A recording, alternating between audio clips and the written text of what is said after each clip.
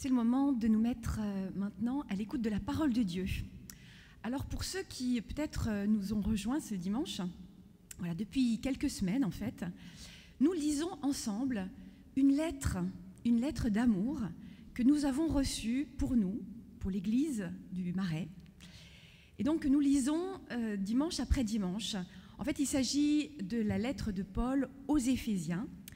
Et je vous invite à écouter le passage pour ce dimanche, au chapitre 5 de cette lettre de Paul aux Éphésiens, les versets 21 au chapitre 6, verset 9.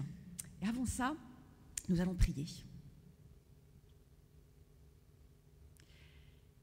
Oui, Père éternel, nous voulons maintenant nous mettre à l'écoute de ta parole. Et pour pouvoir entendre vraiment ta parole, nous voulons faire silence en nous-mêmes, faire taire toutes les voix qui murmurent, qui crient, qui parlent fort, tout le brouhaha qui nous entoure, toutes ces informations qui saturent notre esprit. Nous voulons faire silence en nous-mêmes pour te laisser toute la place, Seigneur, pour te laisser nous parler maintenant, pour pouvoir aussi accueillir cette parole que tu nous adresses dans tout ce qu'elle a d'extraordinaire. Que ton Saint-Esprit nous permette maintenant d'accueillir ta parole comme une parole pour nous aujourd'hui, au nom de Jésus-Christ. Amen. Voici donc les chapitres 5 et 6 de la lettre aux Éphésiens. Soumettez-vous les uns aux autres à cause du respect que vous avez pour le Christ. Femmes, soyez soumises à vos maris comme vous l'êtes au Seigneur. Car le mari est le chef de sa femme, comme le Christ est le chef de l'Église. Le Christ est en effet le sauveur de l'Église qui est son corps. Les femmes doivent donc se soumettre en tout à leur mari, tout comme l'Église se soumet au Christ. Marie, aimez vos femmes, tout comme le Christ a aimé l'Église jusqu'à donner sa vie pour elle.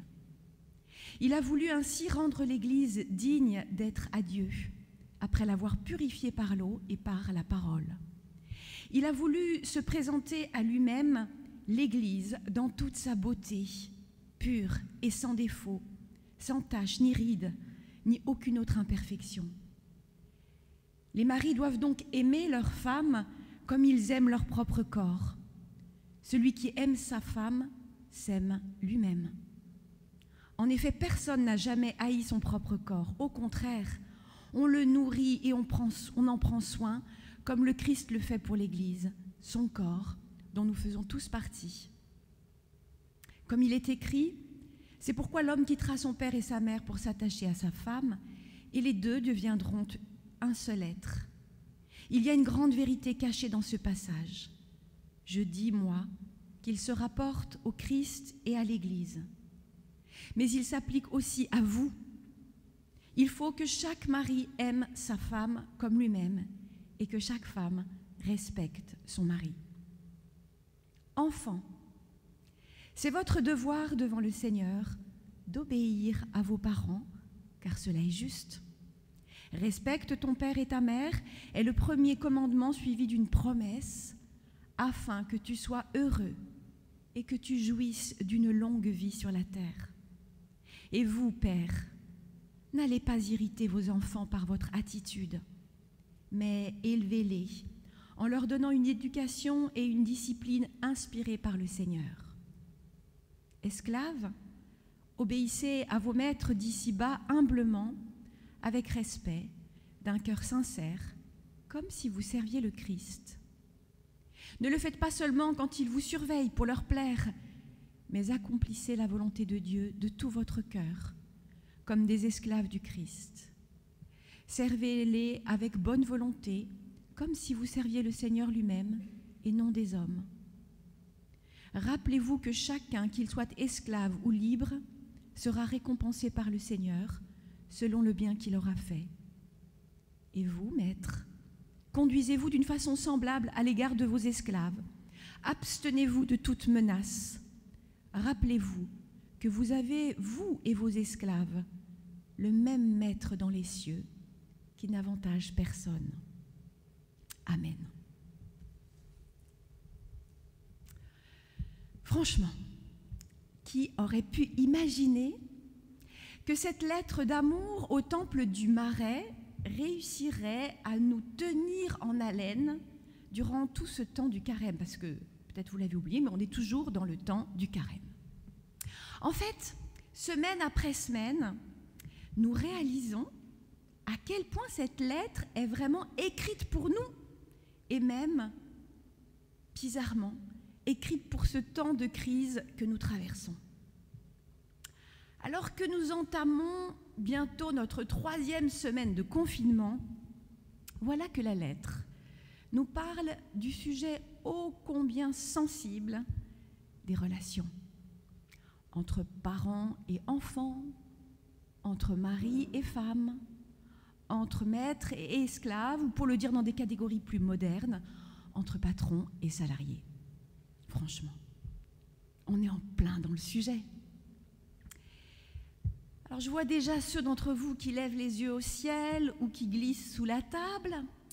Les relations à 2, 3, 4 ou 6 même, quand on est confiné dans un appartement parisien, voire dans une même pièce, c'est chaud, n'est-ce pas? Et il faut quand même reconnaître que le passage que nous avons lu ne vient pas tout à fait nous caresser dans le sens du poil. C'est le moins qu'on puisse dire. La soumission, l'obéissance, il n'y a qu'à voir les Français depuis 10 jours, c'est pas naturel. Mais que l'on soit épouse ou époux, parent ou enfant, patron ou salarié, tout le monde en prend pour son grade dans ce texte. Et c'est précisément cela qui le rend vraiment original et intéressant. Seulement, il va falloir forcément débroussailler un peu le chemin pour accéder à ce qui est vraiment une bonne nouvelle pour nous aujourd'hui. Débroussailler, ça ne veut pas dire qu'on va garder ce qui nous arrange et enlever ce qui nous déplaît. C'est tentant, mais non. Débroussailler, ça veut dire qu'il faut reconnaître que lorsque nous lisons un texte comme celui-là, eh bien notre lecture est encombrée d'un tas de ronces, des projections, des raccourcis, des malentendus, etc. Et les ronces, vous savez, ça pique. Par exemple, femmes, soyez soumises à vos maris. Autant s'attaquer directement à la grosse ronce. En France, au XXIe siècle, essayez seulement de prononcer cette phrase en société et vous allez vite comprendre, oui, que ça pique. Tout simplement parce que cette parole est associée dans notre mémoire collective à un ordre injuste, à l'établissement du patriarcat, aux inégalités entre hommes et femmes, au sexisme, voire même à toutes sortes de maltraitances envers les femmes. Disons-le haut et fort, ça fait mal. D'autant plus que depuis le début du confinement, des messages nous alertent sur le risque de recrudescence des violences conjugales et que les violences conjugales touchent prioritairement les femmes. Alors soyons prudents. Isoler un verset est dangereux et parfois même diabolique. Le diable fait ça très bien pour nous éloigner de Dieu. Nous devons dénoncer l'utilisation frauduleuse de sa parole chaque fois qu'elle sert à justifier des actes que Dieu réprouve. Et c'est la même chose au sujet du passage qui traite des relations entre enfants et parents ou entre maîtres et esclaves. Si l'on isole ces versets, on tombe vite dans la caricature d'un christianisme autoritaire et totalement archaïque qui n'a plus rien à voir avec le Christ. Alors une fois qu'on a arraché ces ronces qui nous donnent envie de tourner la page au plus vite, eh bien on peut vraiment commencer à écouter ce texte et à y entendre une bonne nouvelle. La bonne nouvelle pour moi, elle réside ici dans un verset qui est un peu comme la clé de voûte ou bien la porte d'entrée de tout ce passage. Soumettez-vous les uns aux autres à cause du respect que vous avez pour le Christ. En fait, c'est le tout premier verset de notre passage. Mais en même temps, c'est le dernier du développement que nous avons étudié la semaine dernière. Souvenez-vous, il était question de la vie nouvelle que nous avons déjà reçue et que nous sommes appelés à déployer, non par nos propres efforts ou par notre volonté, mais en accueillant pleinement le Christ en nous et en nous laissant transformer par lui. Le passage que Thomas a commenté la semaine dernière se terminait par cette exhortation. Encouragez-vous les uns les autres par des psaumes, des hymnes et des cantiques inspirés par l'Esprit. Remerciez Dieu le Père en tout temps et pour tout, au nom du Seigneur Jésus-Christ. Et puis enfin, il y avait ce verset. Soumettez-vous les uns aux autres à cause du respect que vous avez pour le Christ. Paul vient nous rappeler là que la vie chrétienne est enracinée dans une discipline quotidienne de louange, d'action de grâce, mais aussi de soumission mutuelle de chacun et chacune à cause de Christ.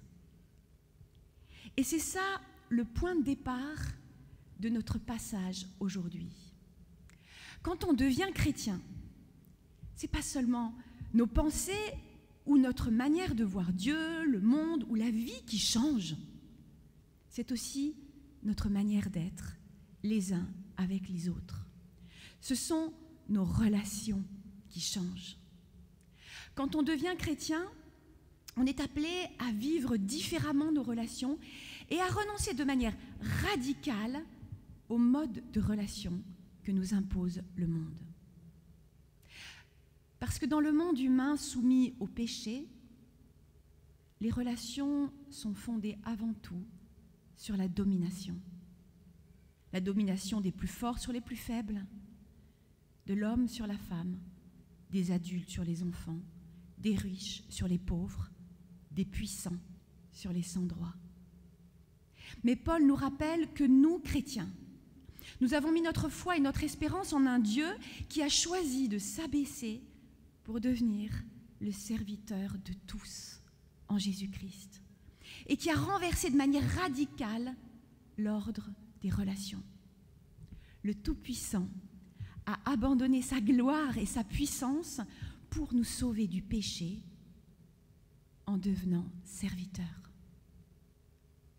Ceux qui choisissent de vivre en Christ sont donc irrémédiablement impactés par ce renversement.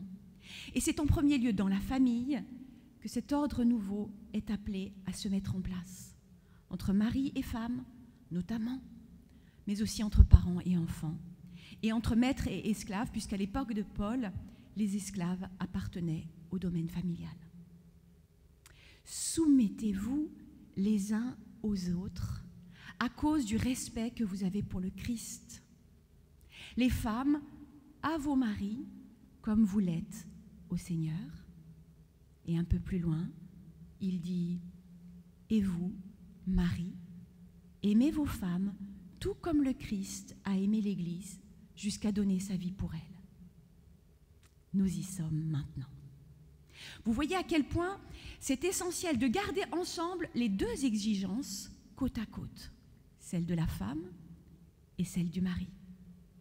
De ne pas les séparer, parce que c'est précisément la réciprocité qui est essentielle et décisive ici, si l'on ne veut pas retrouver les ronces dont on a parlé tout à l'heure.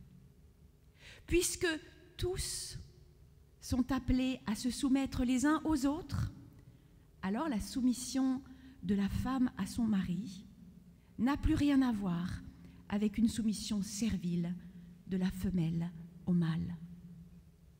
Elle est juste l'une des modalités radicales de l'accueil de Christ dans sa vie et dans ses relations. L'accueil de Christ à la fois comme modèle, comme régulateur et comme moteur de la relation. Soumettez-vous les uns aux autres à cause de Christ, à l'image de Christ, c'est-à-dire par amour, dans l'amour. Le couple, nous dit Paul, c'est un des lieux privilégiés où l'on peut expérimenter cette réalité spirituelle étonnante que Christ a vécue lui-même. Se soumettre, cela ne veut pas dire être dominé, cela veut dire se mettre librement au service. Cela veut dire choisir d'être par amour l'aide, le vis-à-vis que le Seigneur a voulu donner à Adam pour qu'il ne soit plus seul, pour qu'il ne soit plus esclave de lui-même. Être soumis à son époux, cela veut donc dire accepter d'être librement à son service, en n'étant ni sa mère, ni son sauveur, ni son esclave, ni son faire-valoir, ni son souffre-douleur, mais simplement le plus prochain, celle qui porte le miroir qui va lui révéler qui il est vraiment, comme le Christ révèle à l'humanité qui elle est pour Dieu. Voilà ce que signifie pour l'épouse d'être soumise à son mari comme on l'est au Seigneur, parce que ça implique une vraie confiance en l'autre et aussi, surtout, l'assurance d'être aimé, respecté, honoré, mis à part même dans cette relation. Alors bien sûr que ça choquera celles et ceux qui n'entendent rien au mystère de l'amour du Christ. Mais ça n'est pas pour eux que Paul écrit ces lignes. C'est pour nous, vous comprenez? Uniquement pour nous chrétiens, nous qui sommes assis dans les lieux célestes et qui de là sommes capables de comprendre les choses depuis le point de vue de ce Dieu qui nous aime. Soumettez-vous les uns aux autres à cause du Christ. Les femmes à vos maris comme vous l'êtes au Seigneur. Et vous, maris, aimez vos femmes tout comme le Christ a aimé l'Église jusqu'à donner sa vie pour elle. Maintenant, c'est à l'époux d'entendre son appel, d'accueillir ce que signifie vraiment pour lui aussi l'exigence de la soumission mutuelle à cause de Christ. Et la forme que Paul donne à cette soumission, étonnamment, c'est celle de l'amour. Mais pas n'importe quel amour. Un amour total à l'image de celui que Christ a déployé pour l'Église en acceptant de mourir sur la croix. Waouh! Déjà en exhortant l'époux à aimer, Paul est à la limite de la provocation parce qu'en son temps, le mariage n'avait rien à voir avec l'amour. Il avait une fonction purement sociale et patrimoniale. Mais là, il va encore plus loin dans la provocation. Aimez vos femmes comme le Christ a aimé l'Église jusqu'à donner sa vie pour elle. Et ça change tout. Qu'il s'agisse d'obéissance, de soumission ou d'amour, en fait, c'est Christ qui fixe la norme, et lui seul. C'est lui, le maître, avant tout. Et donc, aimer comme Christ a aimé l'Église, ça veut dire aimer totalement, aimer jusqu'à se mettre à genoux, s'humilier, jusqu'à laver les pieds, jusqu'à se laisser crucifier pour l'autre. Aimer d'un amour total, sans condition, sans compromis. La barre est un peu haute, non, messieurs? Bien sûr, on peut promettre une telle chose le jour du mariage, dans l'enthousiasme des commencements, mais le vivre au jour le jour et sur le long terme, le vivre en plein confinement, c'est quand même une autre paire de manches. La vérité, c'est qu'un tel amour est impossible à tenir, à moins qu'il ne tienne sur Christ. Parce que Christ est le témoin fidèle d'un amour total qui libère et relève, d'un amour qui donne et qui pardonne, d'un amour qui ne faillit jamais.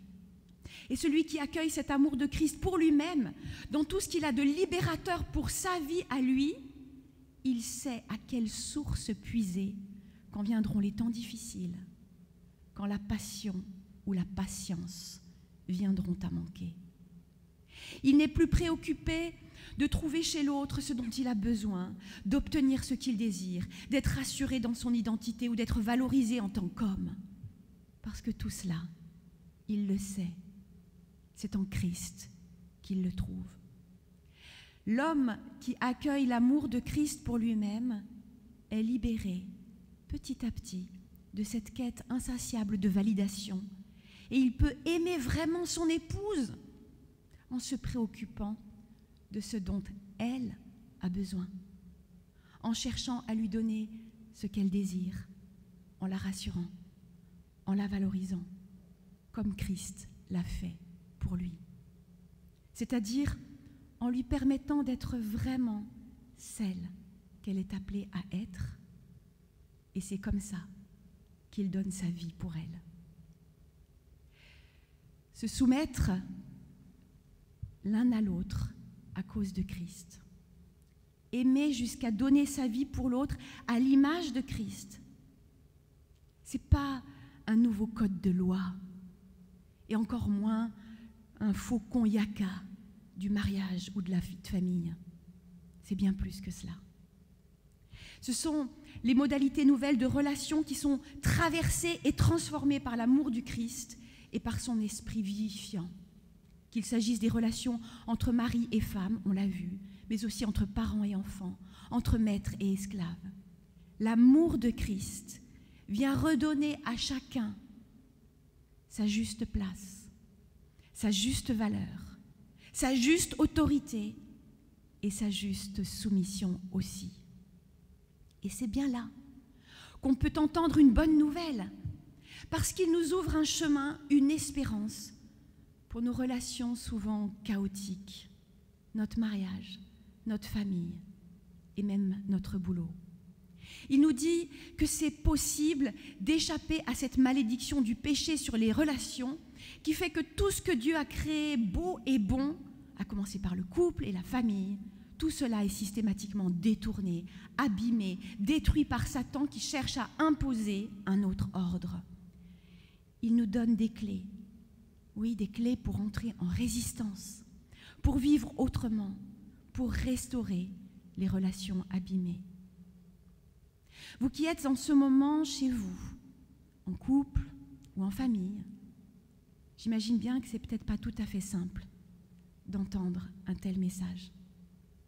Quand on est confiné l'un avec l'autre 24 heures sur 24, chacun avec ses contraintes de télétravail, avec les enfants qui réclament toujours plus d'attention, quand les nerfs sont un peu à vif, les sentiments à fleur de peau, la patience mise à rude épreuve, et qu'en plus, il n'y a pas beaucoup d'espace physique ou mental pour se parler en vérité, on peut facilement perdre le sens et la vision pour le couple ou la famille. Et c'est tellement tentant de se dire alors, je m'en sortirais tellement mieux tout seul. Ou bien de culpabiliser en se disant qu'en tant que chrétien, on devrait y arriver mieux que les autres et que ça n'est pas le cas. Mais c'est un mensonge de l'ennemi pour nous éloigner du projet de Dieu. La lettre d'amour qui nous est adressée aujourd'hui nous dit qu'en Christ, Dieu fait toutes choses nouvelles, y compris dans nos relations, et que son royaume est plus proche de nous que nous le croyons. Car quand Christ est à la place du roi, du maître, alors petit à petit, nos vies s'ordonnent, les relations s'apaisent, la peur recule. Et cela vaut pour le couple comme pour la famille et même pour nos rapports professionnels. Alors, n'ayons pas peur de passer de l'obscurité à la lumière, de lâcher nos fausses sécurités, d'abandonner notre orgueil et nos ambitions personnelles. N'ayons pas peur de changer la donne et de vivre cette expérience radicale d'une soumission mutuelle entre nous à cause de Christ. N'ayons pas peur de suivre notre Seigneur dans cette folle aventure, parce qu'à cause de Christ, nous savons que c'est en s'abaissant jusqu'à nous que Dieu nous a sauvés. À cause de Christ, nous savons que c'est en devenant obéissant qu'on grandit, que c'est en pardonnant qu'on est libre, que c'est en donnant qu'on reçoit. Alors, même si nous sommes confinés et que nous manquons objectivement d'espace, faisons une vraie place à Christ, ici et maintenant. C'est lui qui fera la différence. Amen.